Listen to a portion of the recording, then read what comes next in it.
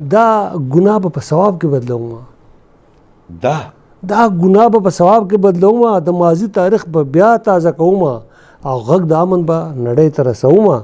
د لایق د لیلا وطن مجنون یم، زما لویه ګناه دا ده چې پښتون یم او چې ډوټلی زه د هر دور قارون یم. زما لویه ګناه دا ده چې پښتون یم. دا چې هر نظر مې حیران پاتې دی. دا چې هر نظر مې حیران پاتې دی.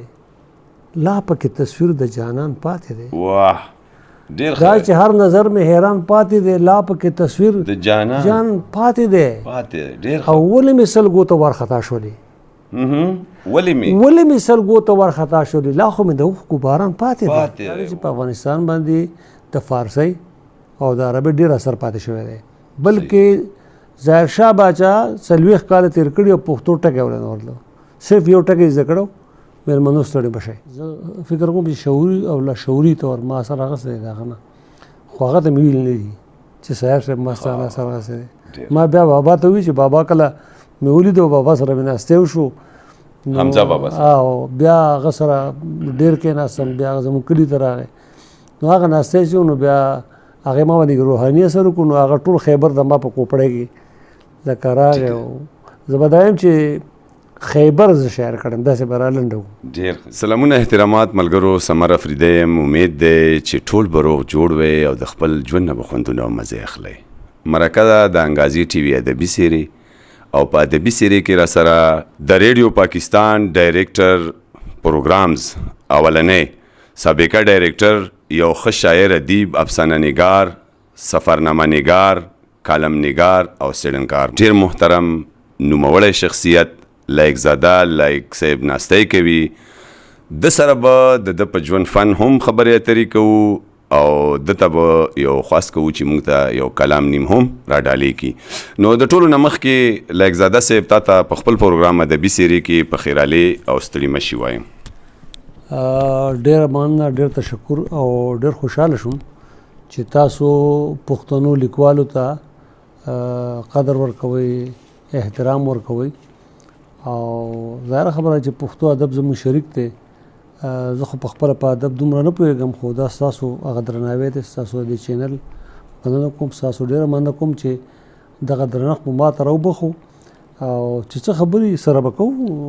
مرکه به کوو. بلکل. لایق زاده صاحب، ژوند هم څنګه روان دی؟ ژوند داسې ته دی خوب دی که نه. جی. نو چې دا خوب څنګه ښه تېرېږي، دا ښه تېرېږي. دا ستا خپل کار دی. ژوند ستا لاس کې دی. که ته غواړې چې ډېر په مینې تېر کړې، که ته غواړې په کړاوونو او په نفرتونو تېر کړې، نو بیا ګران دی. خو چې زړه کې نفرتونه نه لري، بغض نه لري، کینه نه لري، نو ډېر خوندور دی. ژوند ډېر خوږ دی. ټیک ده. او خوږ یې تېرول پکار دی. سعیر افریدي له وجې تاسو څنګه شاعر شوئ؟ د دې لږ وضاحت راسره شریک کړئ. داسې ده چې ځینې خلک داسې د هغې کلامونه داسې چې هغه په تا داسې ولګي لکه چې ته وایې دا زما د زړه اواز دی. دا زما د سکول د زمانې خبره، ډېره زړه د کال 1980 ډېره زړه خبره ده. نو سعیر بابا چې و د هغه غزلې به چې کمې غږېدې په هغه وخت کې او هغه ډېرې مقبولې وې. نو لاړه شه لرې ښاریو کې اوسه، ګلې چې مرم زما سرګو کې اوسه، داسې نور ډېر شی دي. او بیا سعیر افریدی چې زما دغه خبرې وې چې د هغه په ځای هم چاپ نه و، خو په ریډیو کې د هغه د غزلې به نشر کېدې. بیا د خیر محمد آواز او د رفیق شینواري موسیقي او دا ټولې قصې چې وې، نو زما په ذهن یې داسې یو تاثر پرې باسو چې یاره دا زم کولی شم. نو په هغه خو زه په سکول کې وم او هم دا خبرې وې چې زما په ذهن کې هغه یو شاعر روزنه کېده. او بیا چې کله زه 10م ته ورسېدم په کال 85 کې، نو بیا ما لږ څه لیکل شروع کړي وو. نو زه دا وایم چې زما په دغه فکر کې یا زما په دغه عموماً داسې چې دا اثر به ته لاشعوري طور اخلي، دا شعوري نه دی. بیا خو ما سعیر صاحب ولیدو، ډېر نږدې نه، ډېر ګپې مې ولګولې، ډېرې قصې کله کله به سره خبره کوله چې دا چېرته خورې خو د یار زلفې نه دي، دا خوشبویي چې په فضا کې ښکاري. نو ما سعیر صاحب دا خوشبویي چې لیدلې خو نه څه کوي په فضا کې کم یې ښکاري. ما ته به ویې ته له ماشومې دا شاعرانه تخیلات دي. نو اوس فکر کوم چې هغه ډېره ژورې خبرې کولې. بیا چې کله سواد کې نو هغه ورځو کې بیا دا کتاب چې و په ړنبي ځل باندې راغی فاضب او د هغې زمونږ دغه چې و د سوات ډېر ښه کاتب و د هغه زوی ورله کتابت وکړو شمس د هغه نامه ده او ډېر ښه یې وله او ډېر ښه په ښه کاغذ باندې چاپ کړو په وخت کې. نو بیا خو زه ریډیو ته رالم او ساحر صاحب ریډیو ته راتلو بیا خو ګپې شپې ډېره ښه ملګرتیا او بیا مې هغه ورځ ومولېده چې هغه هلته کې هغه شعر په هغه باندې بالکل ثبت کېده چې ساحر له هغې سودا کې ښکاري د ژوند خواږه ملګري تار په تار شو. ما چې هغه هلته کې په ځمکه باندې پروت ولیدو په کور کې لاړم او سره کېناستم نو ما بیا یو غټ ارټیکل لیکلی و ساحر له هغې سودا کې ښکاري. نو زه ډېر ودردېدم ځکه چې یو ډېر شوق سړی ډېر مست سړی ډېر ژوند یې لیدلی او هغه بیا داسې یوازې پروت وي او لکه بیا د مکافات عمل چې دی یا د ژوند دا قصې چې دي دا سړی خفه کوي ځکه داسې خلک د داسې نشم ویلی بس دا خو د الله تعالی خپل یو فطرت دی چې څنګه یې کوي خو نه زمونږ بېحسي چې د مقامي بېحسي دا ډېره زیاته ده د پښتنو خو قامي بېحسي مشهوره ده چې دوی د وخت غلامان یو وخت سره ځي ګنې هغه ساحر چې هر چا ته مینه ورکړې وه هر چا له خنداګانې ورکړې وې بیا هم داسې په خاموشۍ کې لاړو او زه فکر کوم چې اوس پرې خلک رایادوي خو هغه وخت کې د هغه بچیان چې وو هغه هم د هغه نه لرې وو لکه دغه څه تنهایي وه او د شاعر دپاره تنهایي مرګ دی دی چې یوازې شي که نه او د سره د خبرو څوک نه نو ته پوه شې چې بس دی مړ شو بس دې موږ ډېر ملګري په دغه په دې ځای کې راوړو نه دا تنهایي د ټول زیات جرم دی که نه سړی ما سره خو دغه تللی و د زما ملګری چې دی دا ریاض افریدي راسره تللی و بهرحال زه دا یادوم چې داسې یو شوق سړی او بیا ژوند تاسو ما ته وایي ژوند څنګه دی نو ژوند دغه شی دی دغه انجام یې نو او بیا زه فکر کوم چې شعوري او لاشعوري طور ما اثر اخیستی دی د هغه نه خو هغه ته مې ویل نه دي چې ساحر صاحب ما ستا اثر اخیستی دی ما بیا بابا ته وویل چې بابا کله مې ولیدو بابا سره مې ناستی وشو حمزه بابا سره او بیا هغه سره ډېر کېناستم بیا هغه زموږ کلي ته راغی نو هغه ناستی چې نو بیا هغې ما باندې روحاني اثر وکړو نو هغه ټول خیبر د ما په کوپړی کې لکه راغی او زه به دا یم چې خیبر زه شاعر کړم داسې به رالنډه و لږزاده صاحب د برې پښتونخوا د لهجو سره تاسو اکثر اختلاف لرئ وجه داسې خبره ده چې اختلاف لرل ښه شی دی او کم خلک چې اختلاف نه لري او په خاموشه ژبه باندې هر څه قبلوي نو زه کم از کم پای کې نه یم وجه دا ده چې موږ هغې نه هر څه واخیسته هر څه مو په ځان باندې سواره کړه خو هغې له مو هېڅ ورنه کړه لکه مثال په طور باندې دود دستور دی هغه ټول موږ ته راغی لکه موږ اوس په هغه خپل نایبیانو ودونه په هغه کې کوو په شادي حالونو کې کوو دا د هغه ځای نه راغی دلته دا نه و بیخي زموږ خو به ډولۍ وه زموږ به ناوې وه هغه هم راغی دغه رنګ دومره تورې راله چې زموږ خپله ژبه شته دی زموږ خپلې لهجې شته او په هغې باندې دا ده چې په افغانستان باندې د فارسۍ او د عربۍ ډېر اثر پاتې شوی دی بلکې ظاهرشاه باچا 40 کاله تېر کړي او پښتو ټکی ولې نه ورتلو صرف یو ټکی زده کړو مېلمنو ستړي به شئ بس اوس ته دا وګڼه چې په یو قام باندې دومره اثري دومره زیات اثري نو چې کوم ټکی استعمالوي نو هغه د پښتو نه یا د فارسۍ یا د عربۍ اثر پي او زموږ خپله ژبه چونکې ښه پراخه ده یوسفزۍ لهجه ده ستاسو خپله د افریدو یا داسې زم نورې لهجې دي هغه ډېر به دا یم چې هغه ډېر غني دي موږ ولې د هغې نه ټکې واخلو باید چې هغه موږ نه واخلي زما فکر دا دی چې زموږ سره څومره د لهجو زما دومره زیاتې دي که نه که ته داوړو ته ځې که ته وزیرو ته ځې که ته یوسفزو ته راځې یعنې چې کم نوم اخلم که نه د هغې سره تړلې بیا دومره لهجې دي چې بیا د هغې کموت نشي کېدی افغانستان چې دی اوس افغان یو ملت دی موږ یو قوم یو پښتانه موږ قوم یو هغه ملت دی او کم کله خلک چې د هغه ملت د قانون لاندې ژوند تېره کوي هغه افغان دی خو هغه دغه دی تاجک دی که ازبک دی که هر څه دی خو هغه افغان دی موږ پښتانه یو نو زموږ سره زه به دا وایم چې زموږ سره جوړې ډکه نو ولې د بیا موږ د پردو نه ټکې واخلو او هغې ته پکار دی چې هغه د ځان هغه فارسي لرې کړي هغه د ځان هغه خپله پښتو سوچه کړي او دلته کم ټکي چې کم تور دې ځای نه واخلي او هغه لرې کړي هغه چې کم پکې د فارسي مطلب د فارسي او د عربۍ ټکي چې کم استعمالوي د هغې په ځای د سوچه پښتو ښه ده د ټولو لپاره غوره ده چې پښتو د سوچئ لکزاده صاحب د نن سبا د یونیورسټو او کالجونو د تحقیق نه تاسو څومره متاثر یې؟ داسې ده چې وایي کله کله سړی رښتیا وایي که نه خو ودې وایي نه ودې ووایه بالکل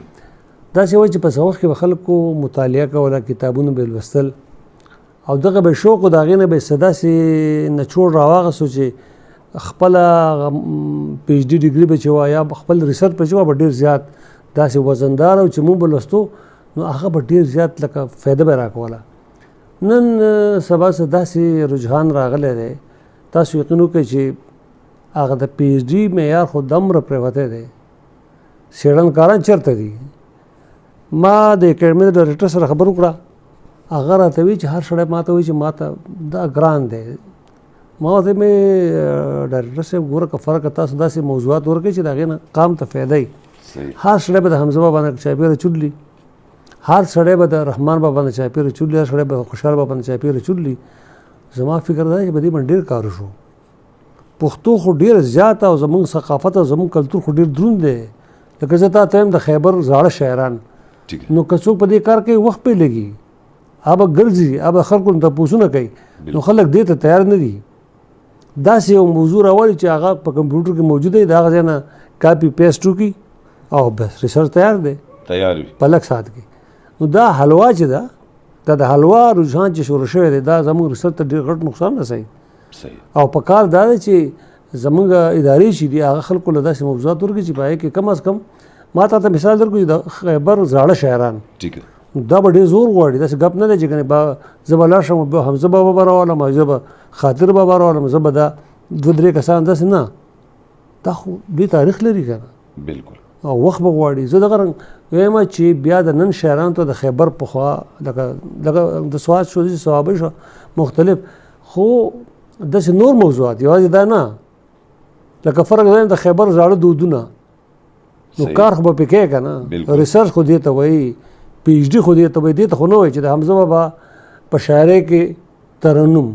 د حمزه بابا په شاعرۍ کې تغزل یا د خدای مسلمانانو دا خو تاسو پښتو له نور څه ورکړئ که نه حمزه بابا خو د خلکو په زړونو کې خو خلک څه کوي چې یاره دا ډګري زر والو نه سره خامخا ډاکټر پروفیسر ولیکو نو توکل په خدای دی. لکزاده صاحب په موجوده وخت کې خو شاعري ډېره زیاته کېږي خو معیار یې نشته د دې وجه څه کیدی شي؟ د نن ځوان کول چې دی چې کم غزل لیکي ډېر ښه لیکي. صحیح ده. دته یو خدا ده چې زمونږ زاړه شاعران ورته هم په میډیا باندې لکه د هغې کلامونه هم راځي دوی د خلکو سره کیني پاسي موقع هم ډېرې دي او چې دغه موقع ډېرې شوي دي که نه نو دوی ته بیا خپل د ځان تول اسان دی ځان تللی شي. صحیح ده. نو دوه قسمه شاعري شوه یو خدا ده چې کوم سړی سنجیده دی او شاعري کوي نو هغه لپاره ښې موقع دي او نن سبا ډېر ښه غزل لیکلی کېږي. صحیح. د پرون په مقابله کې نن غزل ډېر زورور دی خو چې کم خلک هغه خونخو وایي کسکریزم دی او کسکریزم دی نو د هغې خو وخت نه وي که نه هغه خو بیا ډېر زر لکه کسکریزم راشي او زما خیال یو هفته پس بیا کسکریزم نه وي نو هغه وجه دا ده خلک زه ولې خوښوي لکه فرق اوس کسکر صاحب خو پوره یو دغه دی نامه لري چې سټیج ته راځي ټول خلک ورته پاسي. وجه دا ده چې خلک د ډپریشن ښکار دي خلک پریشانه دي خلک وایي چې یاره څه ټوکه راشي موږ په هغې باندې لکه وخندو نو دا کسکر صاحب شاعري خلک زغه که خوښوي چې یاره بس لږ وخت لپاره به لږ وخاندو پرېږدي چې کسکر صاحب و. لکزاده صاحب تاسو افسانې هم لیکلي دي تاسو د چا نه افسانو نه متاثره شولو؟ زه به دا ووایم چې افسانه زما د خوښې صنف دی. زه چې کله افسانه لیکم یقین وکړئ چې کله کله خواهی کې زه دومره جوور لاړ شم چې کردارونو سره وژاړم چېرې د لکه عموما خو د افسانې یا د شاعرۍ ټول فکر چې دا تا باندې بره د اسمان راځي د الله تعالی طرفه یو تخلیقي چې کېږي ته نشي کولی دا څه شعوري کار نه دی او چې کوم خلک شعوري ته ورلیکي نو هغه بیا موږ ورته احمدي او وردي وایو نو دا اور چې دی اور خو ستا په خپل قبضه کې دی خو احمد دی په قبضه کې نه دی. نو کم شی چې په تا باندې احمد وشي تا نه باندې بل نه راشي نو هغه بیا دی چې تام خوږی او بل هم خوږی او که فرق ته وایي چې نه زه په خپله باندې په خپل شعور کار کوم نو بیا هغه بل نشي خوږولی نه بیا تا خوږولی شي. نو په افسانو کې خو دا ده چې ما هغه افسانه چې هغه ما لوستلې ده که هر خپل په دې کورسونو کې هم او د هغې نه علاوه خو چې کم افسانه چې د هغې اختتام په درد باندې شوی دی که نه لکه د عبدالغفران بیکس هغه د چرګ هډوکې ما لوستلی وو نو بیا زما خیال چې 4 شپې مله خوب نه راته لکه چې کم شی ژوند ته نږدې کم افسانه ژوند ته نږدې او زه یې نه چې بس دا ګیر شاپېره کېږي نو هغه مې خوږوم او بیا زه لیکمه نو 3 کتابونه مې چاپ دي ما ته اینا او شریدلي تارونه نو هغې کې بیا ما لږ سټایل بدل کړی چې په هغې کې ما مکالماتي نقطه هم کله کله راوستې ده او دا 3م کتاب چې دی دا خو هغه کتاب دی چې خیال کوم چې دا په یو کتاب کې 100 افسانې دي نو دا داسې ده چې دا ما سلما شاهین بیبي ته ویلو چې دا کتاب ما لیکو نو ما ورته مې چله چې دا راته وویل چې داسې مجموع شته چې دومره پکې وایي چام نشته ما وی دا راته مو ووایه که فرق چا خپل 4-5 کتابونه یو ځای کړي بیا پکې 100 شته وی نشته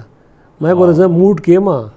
او کنه زه 150 کوم کنه 200 کوم که 300 کوم ډېر ښه نو هغه کتاب زه فکر کوم چې ادب ته سړی هغه څه ورکړي چې هغه نه وي که نه لکزاده صاحب د پښتو د فلم ډرامې ریډیو انډسټري ترقي څه نه کوي داسې ده چې 2-3 د دې وجوهات یو وجه خو دا ده چې ما تاسو ته خبرو کې شاعري فلم هر شی چې دی چې کله ته پای کې ځان وینې د معاشرې صحیح عکاسي وکړي که نه نو بیا به ته خامخا فلم به هم ګورې ډرامه به هم ګورې هر څه به ګورې خو کله که هغه ژوند ته نږدې او ته پکې ځان وینې تا به فکر کړی چې انسان دننه چې دی که هر انسان دننه هغه هر څوک دی هغه دننه یو پاک او سوچه خدای پاک پیدا کړی او د هغې ثبوت به دا چې که تاسو ډرامه ګورئ که تاسو فلم ګورئ ستاسو ذهن به د هغه کردار سره ځي هغه مثبت وي د منفي سره به کلم نه ځي هغه مثبت کردار چې دی که هغه ته درد رسي ته به خفه کېږي که هغه خوشحالېږي ته به خوشحالېږي فطري طور په فلم کې هم خلک د هغه یو خاص کردار سره پاسي چغې وایي شپېلي وایي بالکل هغه ته خوشحالېږي او چې کوم منفي کردار یې هغه پې بدلېږي وایي پرېږده چې وایي ټکوي پرېږده چې برابرېږي نو هغه دا چې دی دننه روغ دی دی دننه انسان چې خدای پیدا کړی دی دننه سوچه دی پاک دی دی نفرت نه خوښوي اوس دا ده چې فلم انډسټري داسې شوه چې هغې ته هغه شی راغی چې زه ته ویم چې هغه زموږ سره کلچر دی نه زموږ ثقافت دی نه او بیا که ته دغه کار کوې نو ته بیا واپس ثقافت ته ځې نو قوم دومره پیدا شوی دی پښتون قوم چې هغې لکه زمونږ یو ډېر ښه ملګری و هغې یو ځل دا کوشش وکړي زه داسې کار کوم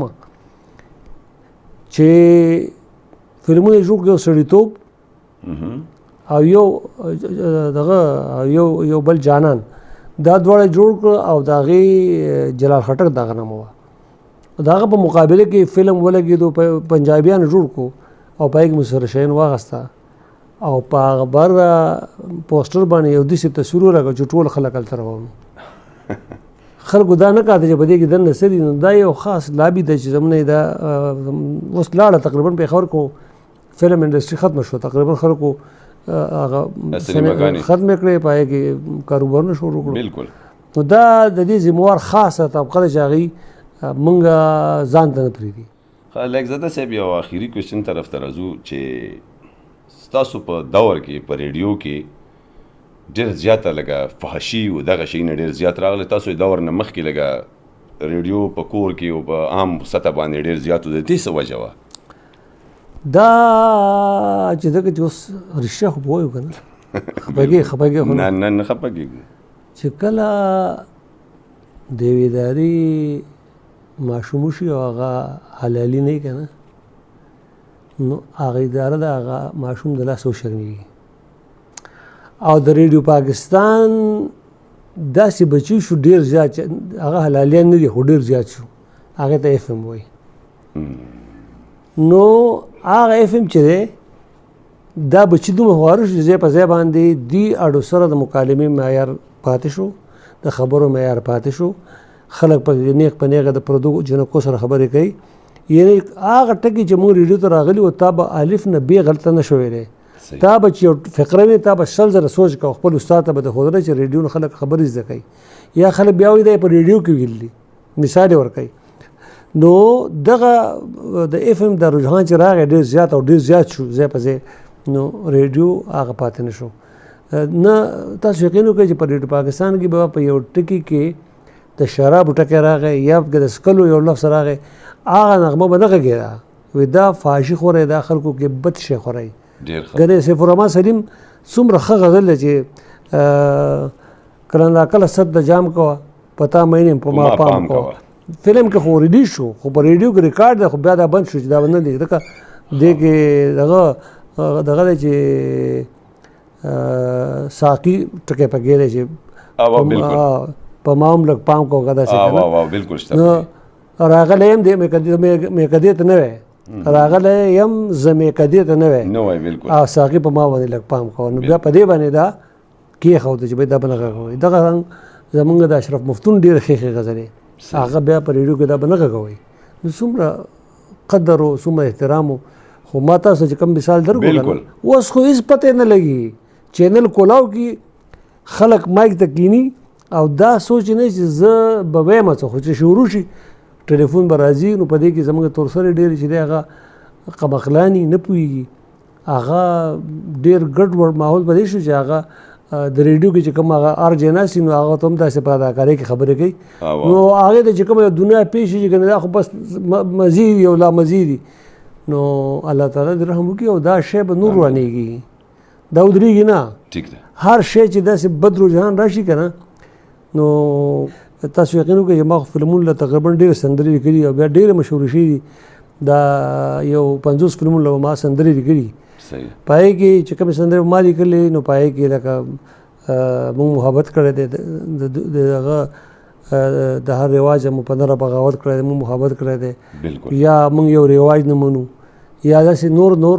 نو هغه چې دی هغه ډېرې ښې مقبولې شوې او ډېرې ښې لاړې خو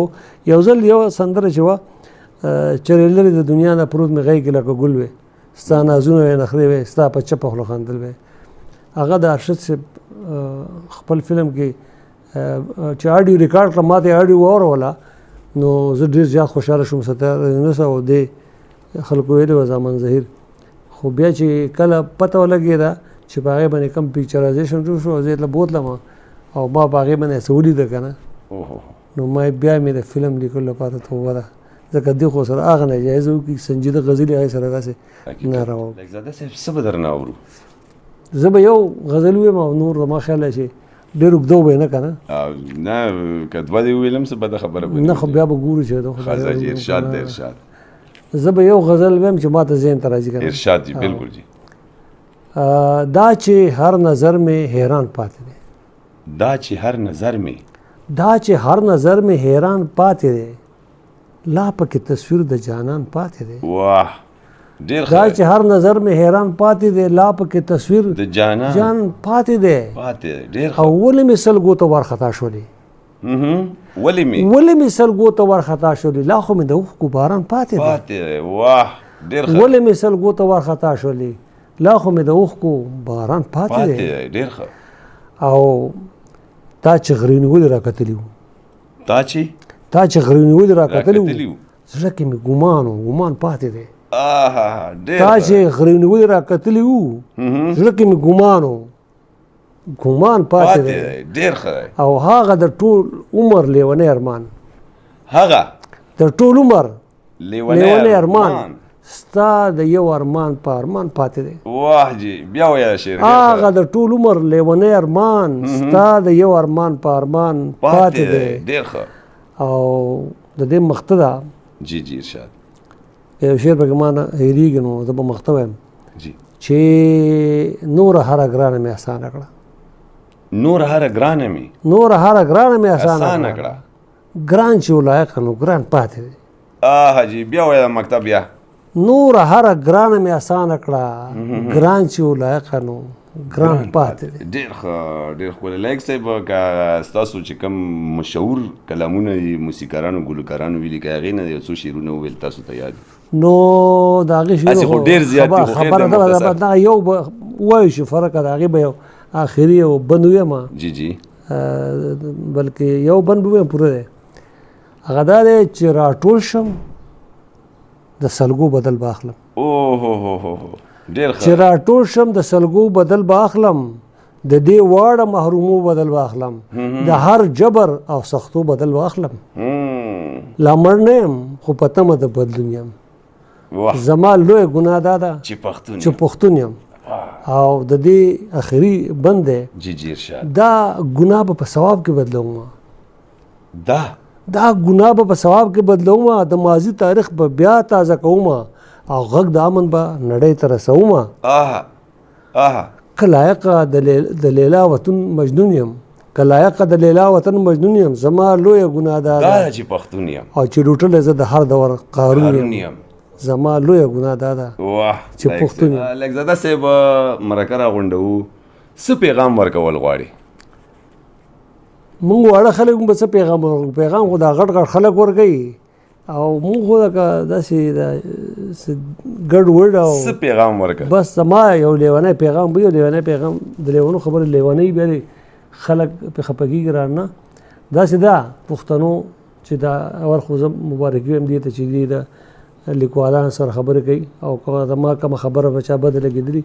زه به ترې معافي غواړم ځکه چې افغانان زموږ وروڼه دي او زموږ ډېر خواږه دي موږ ته خو که بده لګېدلي یو خو د هغې معافي غواړم او بله خبره دا ده چې د خدای نیکبختو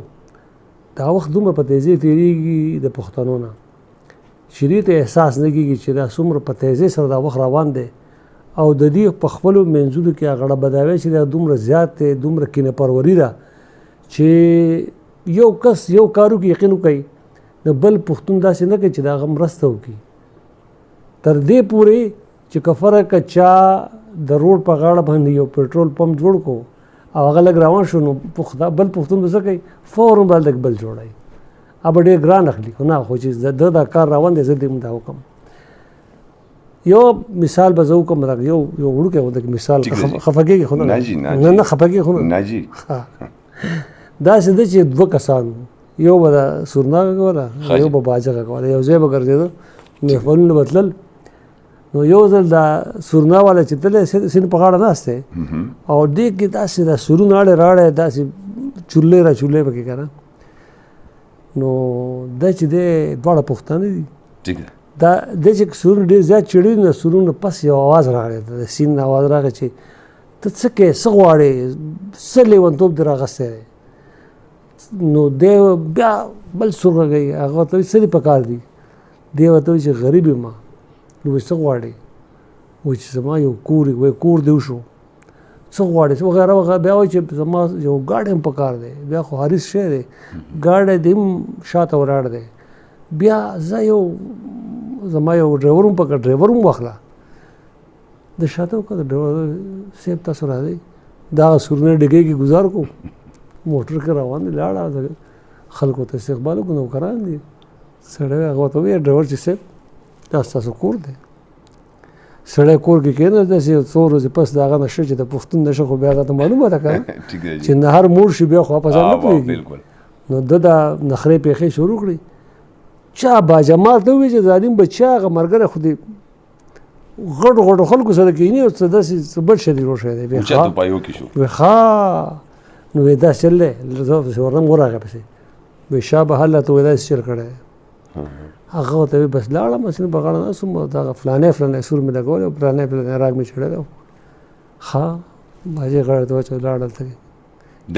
او که نه پښتانه دي که نه نو ده باجه ماجه سور کړه ښه